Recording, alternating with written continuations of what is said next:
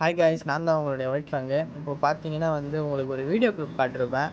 அது iPad M2 தான். இது வேறு யாரும் இல்லை, நம்ம செக்டாரிஸ் லைவ் ப்ரோ தான் எனக்கு ஸ்பான்சர் பண்ணார். உனக்கு வேறு ஏதாவது தேவைகள் இருந்தால் சொல்லி அதை நான் பண்ணுறேன் அப்படின்னு சொன்னார். ஆனால் அதில் எனக்கு இன்ட்ரெஸ்ட் இல்லை. எனக்கு ரொம்ப நாள் ஆசையே ஒரு நல்ல டிவைஸில் என்னோடய கேம் பிளேவை மேலே கொண்டு போகணும். நல்ல டிவைஸ் இருந்தால் நானும் நல்லா ப்ளே பண்ணுவேன் அப்படின்னு ஒரு இதில் இருந்து தான் வெயிட் பண்ணிகிட்டு இருந்தேன். அவர் சொன்னார், டேய் கேம்லாம் வேணாம் அப்படின்னு சொன்னார். எனக்கு ட்ரீமே இதுதானா அப்படின்னு சொல்லி நான் அவர்கிட்ட ரெக்வஸ்ட் பண்ணி ரொம்ப கேட்டேன். நல்லா யோசிச்சுக்கோடா, ஒரு தடவைக்கு 2 தடவை யோசிச்சு சொல்லு, உனக்கு நான் காலேஜ் ஃபீஸ் கட்டுறேன் அப்படின்னு சொன்னார். இல்லைண்ணா எனக்கு இதுதான் வேணும் அப்படின்னு அவர்கிட்ட ரொம்ப ரெக்வெஸ்ட் பண்ணி கேட்டேன். ஃபைனலாக 1 வீக் மட்டும் வெயிட் பண்ணு அப்படின்னு சொன்னார். சொன்ன மாதிரியே எனக்கு அதை கொடுத்துட்டாரு. நான் போயிட்டு கொரியரில் போயிட்டு வாங்கிட்டேன். என்னோடய லைஃப்பில் ஆனால் இப்போது நடந்திருக்குண்ணா. ரொம்ப நன்றிண்ணா.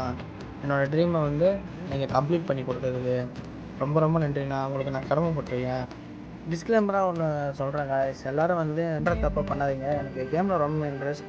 நான் கேமில் போனால் உடனே என்னோடய ஃப்யூச்சர் ஓரளவுக்கு நல்லாயிருக்கும் அப்படின்னு சொல்லி தான் நான் அவர்கிட்ட கேட்டு வாங்கியிருக்கேன். ஸோ எல்லோரும் கேம்னு போகாதீங்க.